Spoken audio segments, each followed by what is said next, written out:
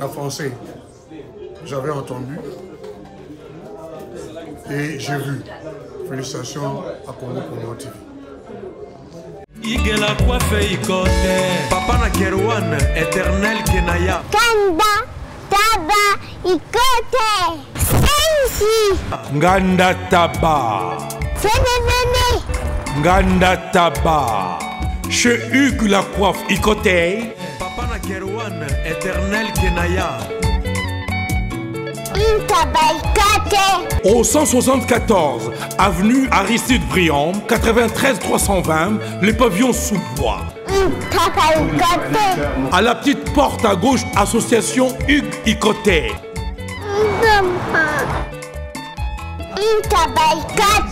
01 41 55 0000 Ntaba Ikoté. Descartes Construction et yeah! Fini l'inquiétude pour la réalisation de vos constructions de rêves en RDC au prix imbattable. Grâce à votre entreprise installée en RDC uniquement pour vous, spécialisée en construction, réfection, bâtiments, immeubles, vente de terrains, travaux publics, avec les ingénieurs architectes qualifiés au prix incroyable. Descartes Construction est aussi spécialisée en luminosité des bâtiments et éclairage public, installation des systèmes d'alerte, intrusion pour des maisons et véhicules et tous d'autres services. Nous acceptons aussi les paiements par tranche au prix incroyable. Pas d'hésitation avec Descartes Construction. Vous ne serez jamais déçus. Pour tout contact, notre email est descartesconstruction@gmail.com. Notre numéro de contact plus 447 93 92 82 813 et appelez-nous pour Kinshasa plus 243 89 91 56 86 2. Descartes Construction à Tozana Mbongo Moki, opération Tongana RDC. L'agence d'export et d'import Michel Atlantic Shipping et Bana ya Canada, Bana ya USA, Bomitungisa Lissusute. Pour tous vos achats et ventes de voitures, pièces de rechange et les accessoires possibles. Na koti na ba koli na bino na Kinshasa, Bomitungisa Penzate. Please, bakoya koza koli tinanda. Pour tout contact, Benga Michel Lukadi. Plus 1 508 371 60 43 USA na Canada. Pour la Kinshasa, Benga na plus 243 89 551 30 38. Michelo Atlantic Shipping. Yaboye. Bazuapi.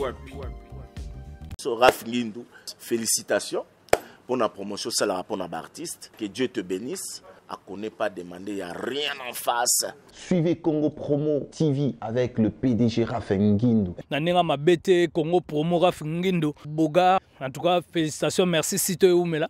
Raph Ngindou, le présentateur de la force créative Congo Promo. Boroto, ça n'a pas militaire na Congo Promo. Et faites comme moi, allez voir Congo Promo, tv5.com. Donc au nom de Jésus-Christ, nous bénissons le Congo Promo.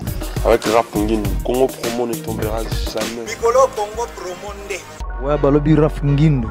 Congo Promo toujours, grande puissance. Come Congo Promo qui torcos net in a film. Congo Promo, babunda nanango. Raph Ngindou. Congo Promo. What a plus, what a nabi boss là.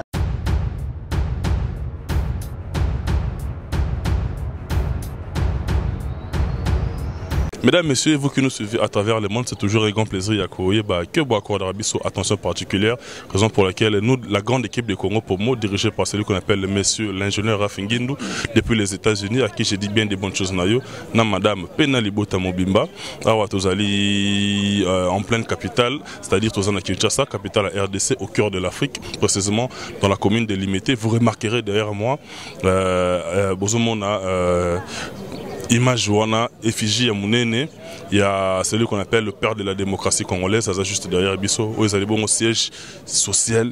Il y a eu des pestes, grands partis politiques, il y a Mboka Bisso, où ils allaient qui bongo moi na liboso et opposition ya mboka lelo UDPS azali na pouvoir, raison pour laquelle à chaque fois que l'actualité nous emmène partout et même Marabiso parce qu'elle est dynamique, elle évolue au jour le jour.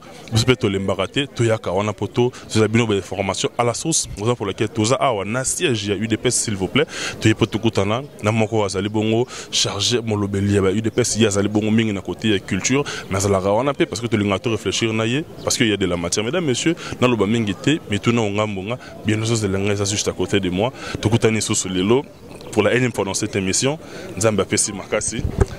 Ngana ebaki culturellement John Jamming artiste parce que bato ba fréquentera ba centre culturel français ou ba zanga ba Wallonie Bruxelles ba yebi mona mobali oyo côté art mais également lelo ou monter sur tes chevaux pour dénoncer bah bunion so mot que vous devez connaître aux abonnés membres effectifs il y a eu des pièces d'abord faux Moussabata permettre de personnes d'abord mboté boni d'abord yo physiquement comment te portes-tu permettre de tutoyer parce que c'est la grande famille mais en même temps na tunio boni yo moko et puis na banda toujours par retour comment se porte le pays aujourd'hui. Bonjour mon très cher frère. Tous allez bien, tous continuez toujours à faire valoir la réalité politique au président Nabiso, Tobunda qui durant la décennie, lelo, et alliés loko moko qui chef-d'œuvre oyo, et qui conçu na yemoko, le feu président Etienne Tshisekedi perd son âme. Lelo, tous continuez en tant qu'architecte, il a prise, il a pouvoir au Tokoti lelo. Pour topper sa sens, na bon vouloir, na volonté à peuple congolais, ne bazale ko s'attendre na bonheur au bazala qui cause là durant des années au touti koleka. Donc pour nangai le pays a continué à avancer d'une manière apaisée. Où ezali démocratie auto luka qui ndengeni tozo lukato topé sa sens il y a honneur na respect pour la moralité à histoire à Congo pour la moralité il y a personnalité il y a ba génie politique au ba participant na mboka na biso yangwana pour na lelo na omona ke tozali sur le bon chemin petit à petit au mona ba œuvre ndeni ne ko se concrétiser ko se réaliser et vous serez fiers de votre parti parce que ça parti du peuple et ça na pour na bino. Merci beaucoup Fou Moussabata. Tout tourner autour du côté, tout côté en a vif actualité. La toute dernière fois que j'ai eu à te recevoir dans cette émission, tu vas commenter de partout dans le monde parce qu'il y a aussi l'intervention dans différentes chaînes. Nous sommes pas commis et permettre de passer une expression. Oh, le monsieur là qui parle, Azolo Banika Bongo, on a eu des personnes qui ont parti, il y a n'importe qui parce que on a dreadlocks, on a pas coloré, excuse-moi, on a coloré ta mobile bangi, on a Arolobani, Yamalonga, au monte qui est parti, ça sous soutien à tes bonabonabon. Yo personnellement, face à de telles allégations, tu réagis comment? Oui, c'est tout à fait normal, ça va genre à allégation, et ça droit à Mutuna Mutu parce que biso toza bateau bazoko sala que démocratie et sens ils n'ont qu'à dire ce qu'ils veulent parce que c'est dans leur propre volonté, dans leur propre conscience. Mais je dois essayer un peu de rectifier, de recadrer un peu. Au monde batumsu balobaka pour nani congolais azalaka duper facilement pour baper sa importance l'aspect extérieur ya mutu. La plupart à bateau mon abalata ba costume na ba cravate, ce sont eux bateaux soi-disant autobengaka ba kuluna en cravate, ça veut dire bato bazo juger bato mingi na aspect extérieur ke baye babokati ya mutu yango moni mingi bakoya kana ba piège wana ya visibilité au biso to bengaka trompe-œil. Donc pour ngai ezolobelanga rien en plus de ça l'UDPS ezali parti du peuple, ça veut dire même mutu alibomo aliaka na fulu parti oyo azana place awa pour mutu aliboma pa ko sauver mboka rien que couper sa information pour na amoni batumoko suspect soit ba rebelle ba okota na mboka occuper cette information à sauver Pemboka. Donc quand on dit parti du peuple, ça veut dire ezala ba motard, ezala ba wewa, ezala ba médecin. Eh mi parler déjà bimi ezali banda na miss na ngala zo mona ngo. Et troisième pe kolika nengo lo baki troisième colis déjà. Ngane libanga. Ona yawate. Neye si zibe service na zwakata transit koli awana zibe service na mbala moko transit oh ngakuna banga kina fisi mwana chaka 3 ah bon yiba yango na kiserie na bango ya musala basa pena Brazzaville mwana lobaki na ngape na Angola bazali na Angola bazali na Brazzaville c'est que to benga bango monde entier uko kanseri kola mundele na moni yango acha mundele te Azakia yo mutu uza na France précisément ezala na Paris ezala na Rennes ezala na Lyon ezala esika nini soko uza na poli na yo kunyokoma na yo te banimero na biso yango wana benga na yo zibe service akulivre yo carton pe kuretire ye muku akuya kuzwa yango pe akuya na Kinshasa kaka Kinshasa te ya Maniata Makalu na Point Noir na Brazzaville na Angola na Kinshasa place à Robunga ezate Hugues la coiffe Ikote. Et enfin, je suis arrivé. Salon Hugues la coiffe Ikote. Non seulement c'est un salon de coiffure, mais aussi une machine de transformation des hommes et femmes. Regardez-moi comment je suis. Vilain. Mais attendez, 2 minutes. Bogart. Vous allez voir.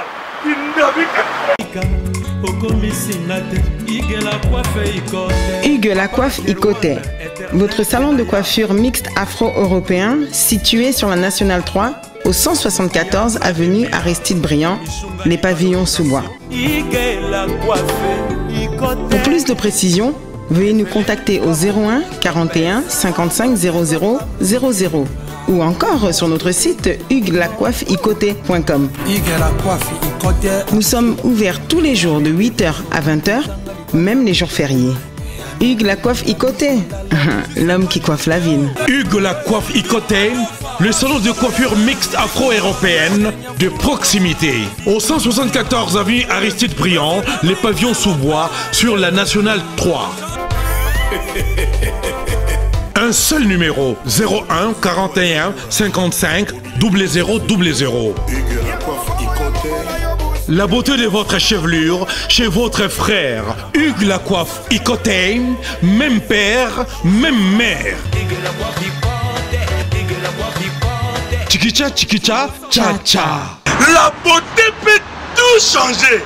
Salon Hugues la coiffe Ikote. Quelle beauté! Sexy pour les femmes, dindindi pour les hommes. Sepela TV et yena makambu ya sika lisusu. O ba chaîne ya France eza na kati. Ba chaîne ya Congo eza na kati. Ba chaîne ya Londres eza na kati. O ngomona makambu ya politique ya sika. O parti AA eza na kati.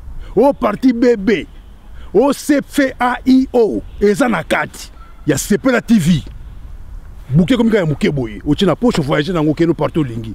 Na bouquet ya Sepela TV. Sepela TV. Mais ma biso n'engozo mais ma biso wana 4K. Machine ma daka daka. Sepela TV. Bienvenue dans le monde de Sepela TV. Sepela TV est le décodeur qui vous permet de suivre les chaînes du Congo en direct de la diaspora. Ezala ba kwado, ezala ba pêcheur, ezala ba médecin, ba pilote ya aviation, ezala kingani partout ezala bino porte nango ezali ouverte ndengo kokota pe ndengo kobima. Donc ezala batu mususu ba botama na jalousie moko inconsciente ya kolukaka kolobaka mabe sans yeba personne sans approcher personne. Donc pour ngai, je trouve ça normal, on peut me traiter de tout mon melibangi. Moi, ça m'est égal. Moi, le plus grand souci, Zali, n'a éveillé conscience, n'a fungola, spiritualité, n'a esprit à peuple congolais parce que ebele bazana bipoti na troisième œil na bango yango no monde bazo duper bango facilement même ba nganga et soi-disant ba église bazo continuer ko duper balia kambongo sima batu bako saka batu donc ngaponanga ils n'ont qu'à dire ce qu'ils veulent. Ça m'est égal, ce n'est pas ça mon plus grand souci. Tout au début, il annonce dans Lobaki Bandeko, Bazoa temps, tout Bazoa temps pour fréquenter le centre wallonnais Bruxelles, le centre culturel français. Ils ont déjà visage, ils ont familier, c'est-à-dire qu'ils ont artistes engagés, aux artistes et musiciens.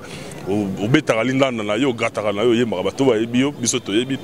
voilà, par là, j'ai fait un clin d'œil à mon ami, au Tozalara, Baron à Mondouana, mais le Baron à Baron à côté à Poto, dans ce temps-là, Patrick Yoka, Pat Listen, grand réalisateur. Dans la diaspora congolaise, il y a des génies, quoi. Coup de chapeau, Mastanangai, grand réalisateur, on a niveau, il y a Londres actuellement. On a moni namoni pe master nga Otis Ochinga bambote na bino place bozali et puis célèbre Barosa c'est le Kindoki big up na mon frère depuis Paris na lingi bino ya trop faut musabata yeyo masolo penza tozokota oboepengele lo moko wana lobina bapana bande ko batei tout ça bona boy yo ki na sous-entendu mais permettre ngana soulever yango tolali tolamuki toyoki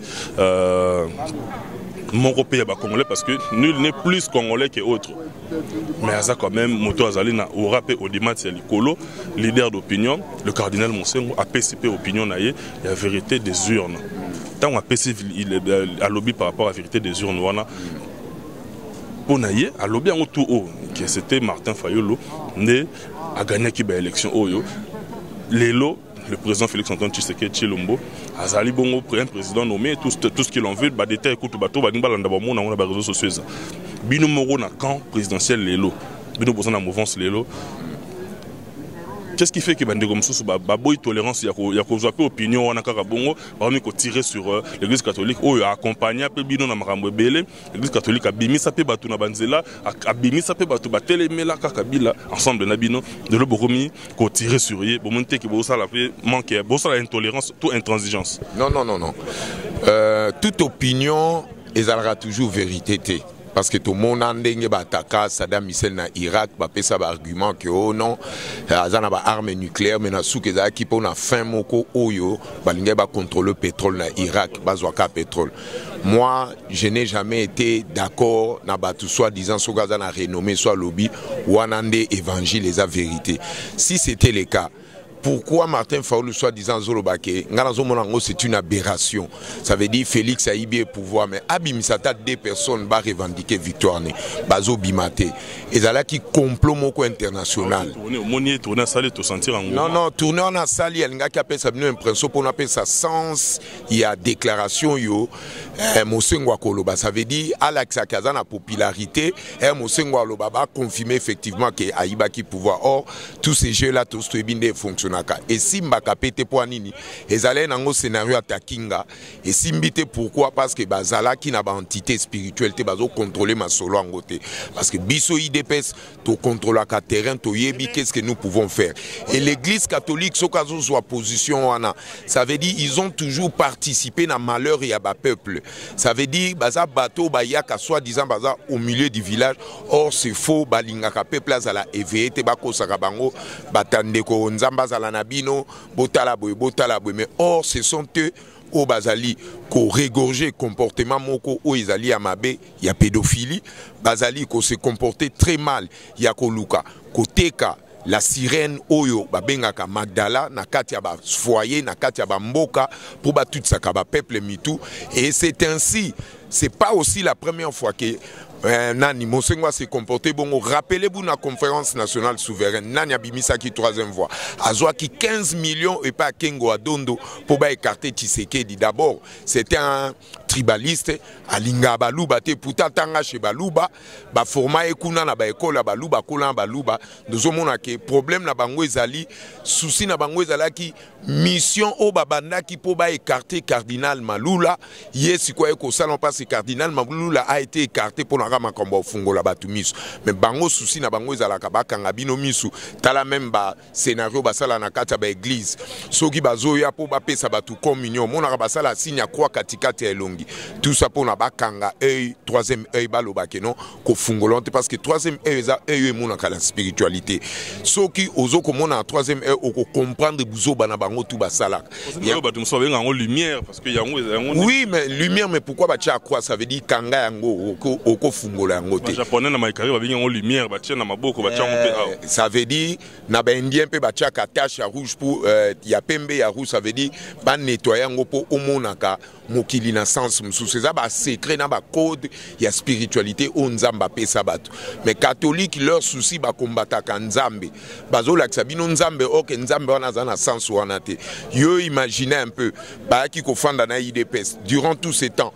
toza ko participer na bango pourquoi bazala toujours le Colomon na kati le Colomsou libanda pour baeba ki ke IDPS ezala ki parti au peuple azala ki kolinga en plus IDPS bundela ka bokoko mabele pour na Congo yango moni batu belé ba kufa ba spectro ba kenda nde bazala kana biso po to meka ko résoudre likambo Congo pour tozong sa pouvoir en boka na Congo yango na lelo na pesi même Kabila a raison pourquoi à côté les mais catholiques on a dans ça banco et j'ai compris que bisonde to comprendre kana nangote mais malgré ngana za muto so biomoni place à chiter ba comme ba allié les ba comme ba partenaire ça dit tout ce que les Kabila et son clan ont eu à faire ba kena la pressing ba nettoyer ba comme maman voilà Kabila Kosambisa Kabila les a exclués. Moi, je l'ai toujours dit, Kabila c'est un Rwandais, en plus c'est un jour à Kosamba. Mais acte à Sali, il y a Kozala, père, il y a alternance. Wanande te protéger parce que tu yebi à sali loko tu dois coacher pression pour que zong sa pouvoir na maboko IDPS na maboko peuple congolais et ça acte moko salvateur au biso tout te appuyer to bi bon zalana noana parce qu'on avait compris que ba franc-maçon na bazo luka mutu na ye yango moni Mosengo il devait s'expliquer na bambongo alia qui a soit qui 25 millions de dollars si ma Union européenne Union européenne nani New York Times abimisa qui ba vérité on les a déjà publié. On a droit à la charge de la preuve incombe aux demandeurs. C'est-à-dire, lorsque l'élection bango bazali sénité bazali co-consulteur, non, mais quel observateur? Quel observateur? Vous n'arrivez même pas à arriver à co-constitutionnel. Société civile, bon pas arrive. Non, société civile corrompue peut exister. Société civile irresponsable. Opposition corrompue peut exister. Opposition, il y a opportuniste. Je suis d'accord, mais l'UDPS est un miroir. Il y a la vraie opposition zalaka yango moko ndepé lelo et monani clair tout ça là qui ba élection to bimisi ba so ba voter biso mais ils ont voulu rouler encore le peuple congolais. Ça ba Bruno Chibala oui, Bruno Chibala soit ba engagement lokoso Sami Badi banga IDPS kaka. Ouais mais ngai na kendate poani donc ça veut dire bazaki qui ba esprit faible ba esprit ba moano. Moi je suis resté non IDPS des individus qui se sont cru que bazali bazo ça la politique ou ezali la vraie politique nde ba ya qui po bazwa ora ba corrompre ba on ba bimi ba sopani. Donc nous dans l'UDPS c'est un état d'esprit mutuloko langa na ko kende na logique on a te pour na 100 000 $ bazwa nga pour na kende na trahir peuple na trahir mabela ba ko na biso na trahir combat ba ene na biso. Donc wana ezali kamoko isolé ya bato ba luka mbongo na ndenga mabumu na ba on a ba famille na ba mais chez nous ça ne fonctionne pas comme ça. Pour revenir maintenant je voulais te dire ceci. Ba preuve yozo luka ba preuve. New York Times ezana numéro moko New York Times ba bimisa kiango show la welisa kimbala moko eko bimaka non bisoté talaboé ils ont compris que bazana droit nate ils ont voulu s'imposer le la baza catholique ba luka ba imposer biso ils ont cru que kozala na ba membre minga catholique na kata catholique ça veut dire bango tout baza obligé ba accepter ba adopter logique au catholique or na kata catholique bana IDPSP bazali na kata catholique bana ya MLC bazali mais IDPS na nombre bazali IDPS na nombre pléthorique na bango na sans akombo biso to bundaka bato ebele babi ke bazala na raison yanga no moni na kata IDPS ba catholique bazala ka me ba ki ko adopter logique oyo catholique nani mosengo alobite parce que IDPS ezali likambo mabele likambo ya bokoko na biso catholique ezali makambo ba mindele tous ces ba corrompu na bato prima couria ne bazo luka ba imposer biso façon moko ko fonctionner. Vous allez voir d'ici là makambo zo bouger en Afrique. Beaucoup monde ndenge nini ba franc-maçon bazo zwa kao. Ba comme bimasko à l'œil au vu au sud de tout le monde que non, ba comme ça la ba cérémonie comme ibana que non ba franc-maçon bazaka ba fonctionner ka. Mais l'œil invisible au biso to ebisaka bango. Il y a comportement au bango bazanango ezali machiavélique contre le peuple congolais. L'invisible on a Bachebiso Moussapinali soumetto là que ça que catholique et autres tombé topé c'est en 10 ans. C'est toujours 10 ans 10 3 fois le 30 juin 1960 3 décennies pour que chute l'église catholique parce que nous avons compris. Parler à Senko en tant que structure catholique de l'église catholique. Catholique est la grande puissance. Non, grande puissance par rapport à quoi? Grande puissance par rapport à la façon dont Bazo Lukaba mais ma monde en dérive. Les ali institutions moko ezali maléfiques et ça se sent partout où au bango balekaka. Bozo kamakambo ba pédophilie 21 prêtres bazalaki na catholique ba excommunier bango pourquoi? Pour la pédophilie et vous croyez là dedans Dieu peut soutenir les genres des institutions. D'abord Dieu n'est pas une église, Dieu n'est pas une institution. Azama sanabi sote Dieu est là pour na koluka bonheur ya ba peuple nae o bazali ba peuple premier o ya tchaki na mokili. Et tous ces gens là bazoluka ba combattre peuple wana. C'est normal ba ya na ba identité ba ya na ba entité moko diabolique maléfique pour na ba luka ba tromper population. Et nous ne pouvons pas laisser, parce que l'UDPS est là pour éclairer la nation, pour nettoyer le troisième œil. Il y a peuple pour balongola bipotio ba kota na ba religion. Et ça va se faire parce que le train est en marche. D'ici là, beaucoup monde à chaque peuple à cause de la délivrer, beaucoup monde a action que ça les man monde entier. Beaucoup monde va gilet jaune na poto. Les lots va commenter les mela, ba français, institution française est commis en vrille. Donc boye bakake, le peuple est en éveil et l'esprit de Dieu est côté déjà dans Katia Batu. Catholique à cause ça Canada bisoté. Au moins comme on dirait qu'on condamne qu'une injustice dont on n'est pas bénéficiaire, parce que les lois l'aura besoin de fonction. Ils ont bien on dirait, les catholiques beaucoup moins fustigés, bango, beaucoup de Kabila, d'autres a raison, on a timé là bien avant. On a en tout cas dans le capé, mon repère Ali membre, il y a eu des PS là je vois, mon ami Mastananga de tous les temps, le conseiller Daniel Bumba, le bulldozer d'Afrique, Zabon Lelo, dans un conseil économique, il y a président de la République, Félix Antoine Tshisekedi Tshilombo, pour le local conseiller Daniel Bumba, au délai aux conseiller président de la République, Azam Mastanabiso, pour le local, parce que tout ça, puis on a mis tout dans retour na yo. Deux ans on a combattant Fou Sabata, il est toqué dans les câbles piquen. Mais Fou Sabata n'a resté au début et qui m'a zongué à l'esprit une année déjà depuis Rossichi Mangatika Kibiso, Azaki peut moko ya bavaillant combattant mon qui au prix de sa vie à Tika Kibiso, parce que Télé Makazo qui le devant pour dénoncer l'injustice. Tout le monde appelle Papa Nabiso le feu en donne Gizeng à Tika Kibiso. Un mot par rapport à Bao Mibaléona, Bao ya Tika Biso et puis Tika Biso par rapport à comment pour les combattants. Yo cité Kabana mais Bazali Belé c'est qui est plus important, Makila na Bango et Tangaki Pambate. Ils ont écrit cette histoire, ils ont écrit cette victoire avec leur propre sang.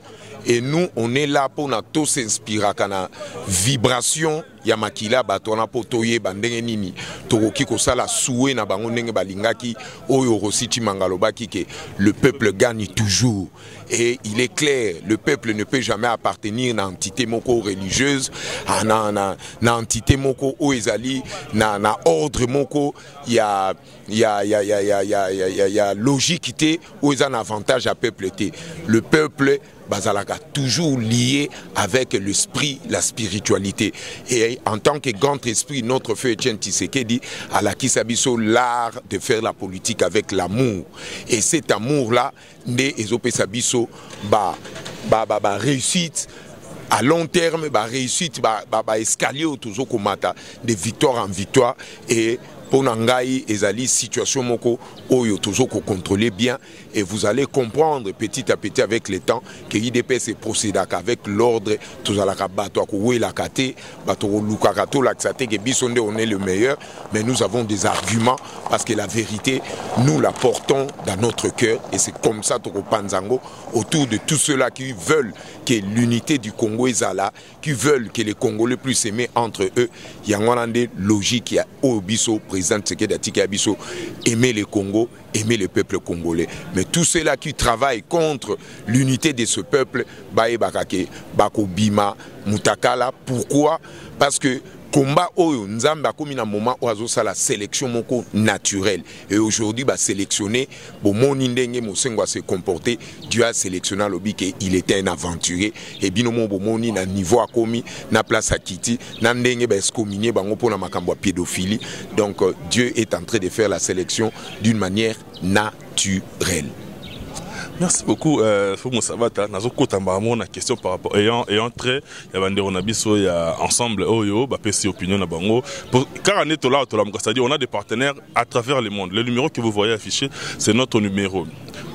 Tout ce qu'il y a comme suggestion, tout ce qu'il y a comme soutien, comme appui et tout ce que vous voulez et tout, faites-les nous parvenir parce que c'est grâce à Nangondé et permettra à Bisso tous à à la loupe et permettre à biso, à la page et permettre à biso, comment est-ce que l'actualité a évolué au jour le jour, mesdames et messieurs. N'a la PCC sous merci, n'a pas les matériaux comme de tout le temps parce que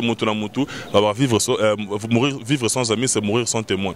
À tous mes amis en tout cas, depuis la Grande-Bretagne, Joss Chingoma de Liverpool, le papa de Normandie, le 8 mars, anniversaire de bébé Nabiso Normandie, une année. En tout cas, nous avons ensemble Nabino, ceux qui n'ont pas mon rapport Philippe Mbele, il a Blaise Samba de Manchester, Karaming Tebois en Kinshasa Nabiso.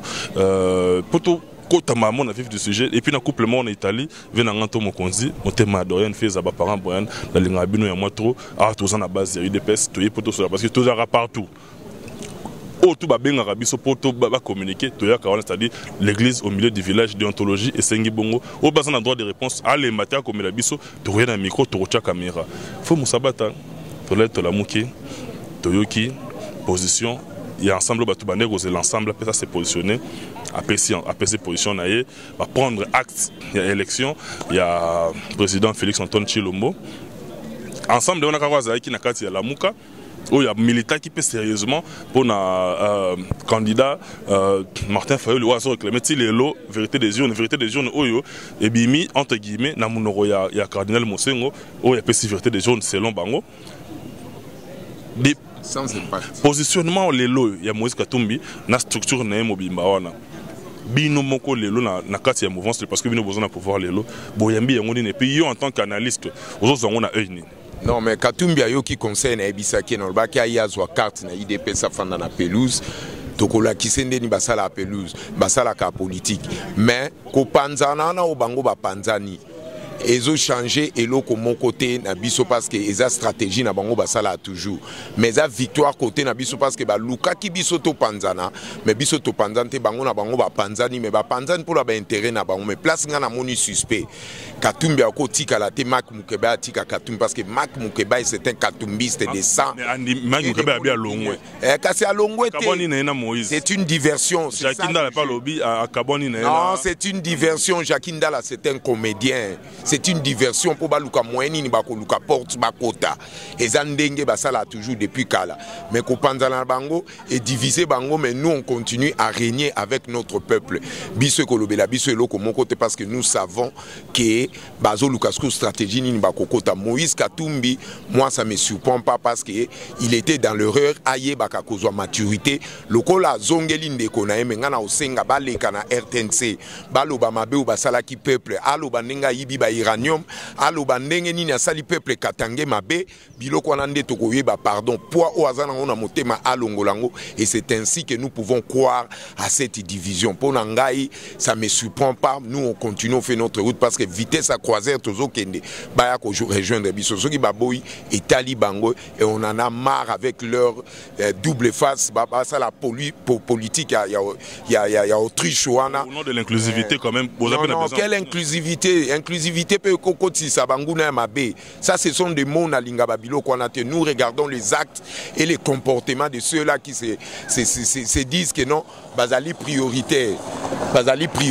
et mulumba zana bino azalaka na Mobutu azalaki pena Kabila il y a pas longtemps mais lolo zana bino bomoni ici ayaka wa signaki avec franchise moi je vais voir Moïse Katumbi venir acheter aussi une carte ici à Kota politique ayap sima IDP forcément ça la membre non à Sanzana nous mabe wa melaki na motema mabe wa nyokoli ba peuple ba iranio mateki ba secret d'état oyo asali nandenge abomisi ba congolais a créé ba entreprise na Kombo Soriano il n'est même pas congolais il doit nous dire la vérité na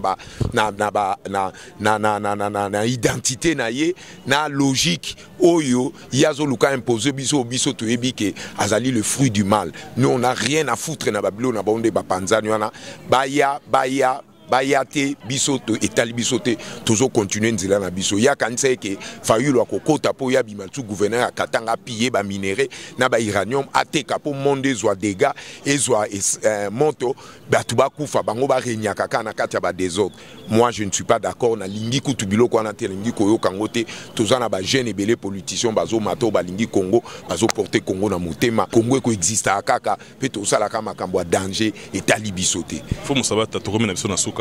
À vous tous qui nous avez suivis, grand merci en tout cas. En 30 secondes, résumé na bande peut-être baso qui ba kuti bisoka aboué en cours d'émission en 30 secondes au résumé maramunion so tolobi et puis ça bango parole de sport parce que to kaboni wana lilobana parce que yo to marambeza ngaraté to royal lisusu kaka a to ça na siège UDPS to ruluko to kuta lisusu pe ça bango liloba ya bokaboni par rapport à émission lelo et puis on a des annonces là. Évitons de juger les gens dans l'aspect extérieur. Bokomona mutu alati soutane na ba ekotimine no nzungu na mutu azoluka la sabino ke ayebi nzambe koleka bino ke nzambe ba mutu ko monopoliser nzambe azalité. Dieu on ne peut jamais le monopoliser. Nzambe azali mutu oyo yende apesa biso destin à destiné au biso tout ozo kolanda et personne ne peut se prévaloir que azana maîtrise ayebi nzambe koleka nzambe emoko. Nous tous on est là, on est en train de faire le destin et la mission qu'on nous a conféré par Dieu inconsciemment même avant que la biso tozo kokola toyebi pourquoi to ça la mission en ate. Moi je dirais que bokeba religion ezoko affaiblir biso, ba religion zo rendre biso ridicule, ba religion et ça la biso que to atteindre niveau oyo et sengel que to pe sanzambe respect et tient Tshisekedi à l'accès biso lobby. Nous devons combattre tous ces gens là avec l'amour, avec le bon sens ya kibonzambe yangwana to azako cha toujours victoire et la kisi makambumi balé, ça veut dire avant tout c'est Dieu, après c'est nous le peuple qui est l'amour ezaka peuple nanzambe, c'est comme ça la victoire ya nzambe ko salema. Mais boye bakango ke ba esprit maléfique ba koti partout, ba koti na politique, ba koti na musique, ba koti na ba religion, na ba église, na ba secte, na ba makambo ndenge na ndenge. Bozala très attentif, le diable est en train de travailler même na ba o bazou sabino que ils connaissent Dieu, bazo maîtriser Dieu. Or ce sont que des vendeurs d'illusions pour baluka le malheur de ce peuple. Ingeta, Ingeta, Ingeta. Merci Fumu Sabat. Merci mon frère. Est-ce que vous pouvez contacter pour avoir un solo là? Si au Banba solo langa ba ko benganga na plus 243 préfixe à RDC 81 665 04 66 ou bien ba bengana 90 61 77 921, vous m'aurez facilement et c'est comme ça nous allons prendre contact pour toper Sabino sous enseignement de l'ordre sur la spiritualité politique, il y a UDPS. Merci beaucoup Fumu. Merci. Mesdames, messieurs, tout est bien qui finit bien, on est pratiquement arrivé à la fin de cette émission. Derrière la caméra, mon jeune frère Cédric Bakaman, un professeur des élèves encadré des sorcières au Forêt au Moulin. Grâce à lui, Bino Bozo ba image o ya kitoko nga na komi pratiquement na suka. En tout cas, émission o ezali tribune ba doit régler ba quantité. Ça dit toza on a pour na évolution actualité ya moko na biso. Bino congolais tout partout zali. Même a on a moko tozo talama partout zo la na biso ti na libana ya moka numéro na biso ya ngwana. O toza ba élément contradictoire na oyo Fumu Sabat à lobby toza wana. Ça dit solo ça même duplex ou bien par téléphone aux on a ba élément contradictoire. Contactez Bisso, Toyawana, choc d'idées, gérer la lumière, que le peuple gagne toujours, vive la RDC.